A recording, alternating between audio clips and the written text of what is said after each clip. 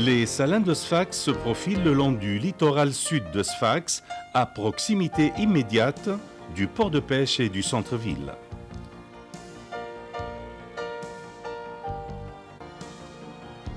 Les salins sont gérés par la Compagnie Générale des Salins de Tunisie, Cotuzal. Les salins de Sfax ont une place écologique et économique importante. Ils constituent une barrière contre l'érosion puisque se situant sur une zone humide à écosystème particulier. Les salins constituent un havre de paix et un creuset de nourriture pour une multitude d'oiseaux migrateurs, hivernants, nicheurs, voire sédentaires.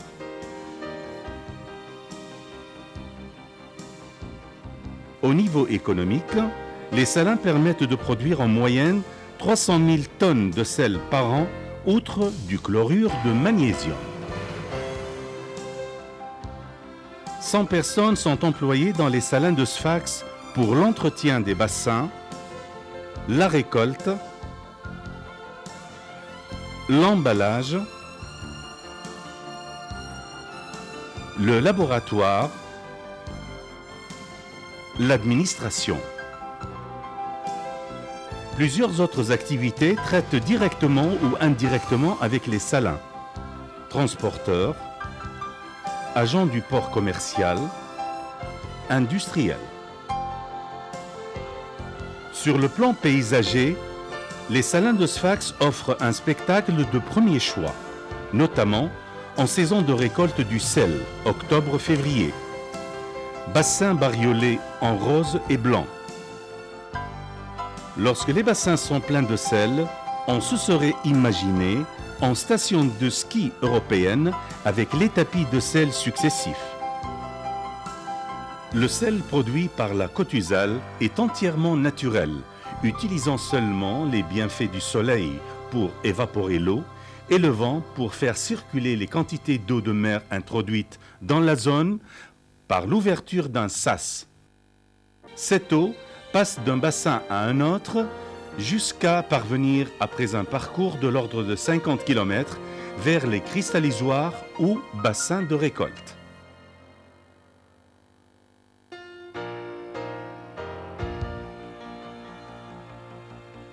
Il y a donc utilisation d'énergie renouvelable pour une activité durable. Les processus de récolte sont le ramassage du sel par le récolteur, le transport du produit par camion à la station de lavage où s'effectuent les opérations de lavage, essorage et égouttage.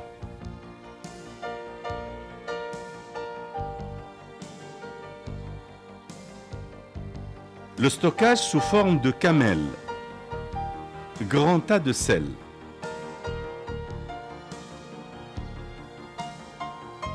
Enfin, l'entreposage. Le laboratoire joue un double rôle. Le contrôle des saumures depuis l'eau de mer jusqu'à la station. Contrôle des produits fabriqués en fonction des normes internationales et exigences de la clientèle.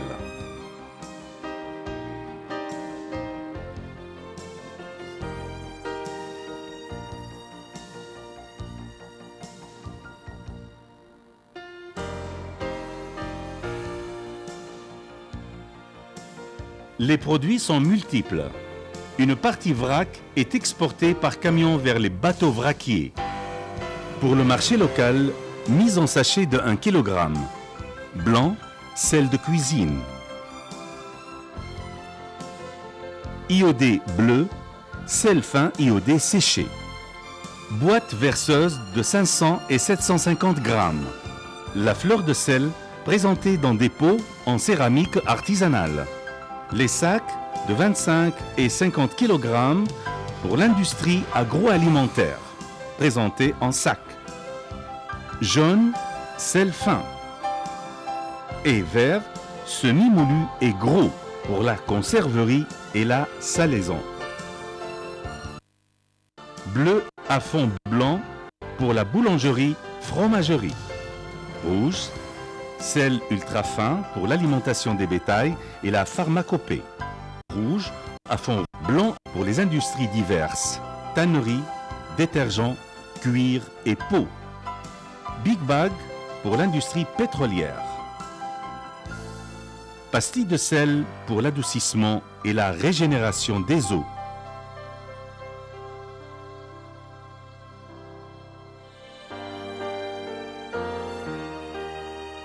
L'exportation du sel concerne une trentaine de pays, dont notamment les pays nordiques pour la salaison du poisson, Norvège, Islande, Danemark.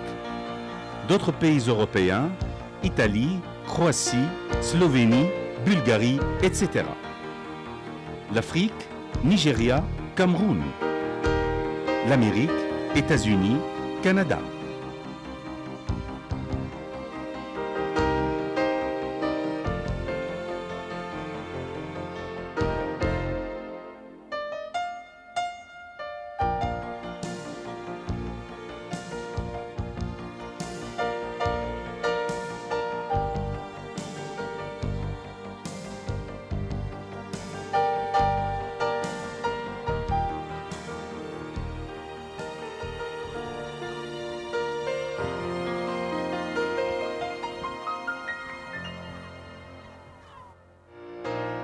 L'exploitation du sel a exigé la création d'une cinquantaine de grands bassins servant de point de chute pour une centaine d'espèces d'oiseaux d'eau pour les besoins en gagnage, soit la recherche de nourriture fort abondante dans les salins que ceux en remise, repos et dortoirs.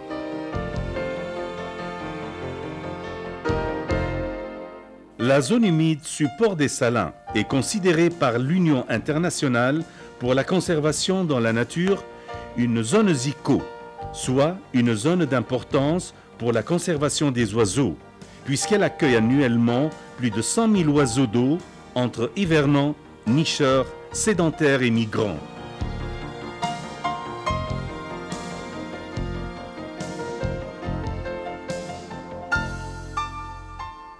L'année 2008 a permis d'accueillir dans la zone 51 500 oiseaux hivernants, se répartissant en 90 espèces différentes. En saison estivale, la zone humide de Tina, support des salins, a concentré 13 800 pour 22 espèces, dont 7 500 couples de goélands railleurs et goélands leucophées.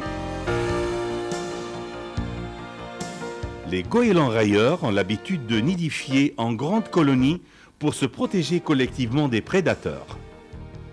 La zone humide, support des salins, a aussi la particularité de rassembler à tout moment de l'année plus de 20 000 oiseaux caractéristiques, lui ayant permis d'être inscrite depuis novembre 2007 en zone Ramsar, soit une zone humide bénéficiant de protection internationale.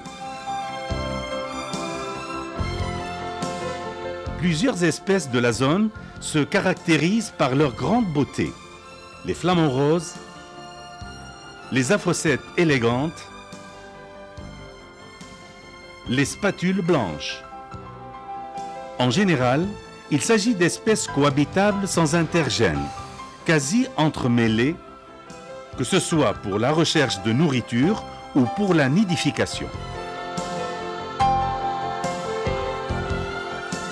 Au niveau national, il est fort souhaitable d'offrir à la zone humide salin un statut de protection plus approprié que celui actuel, la zone étant classée seulement comme réserve de chasse.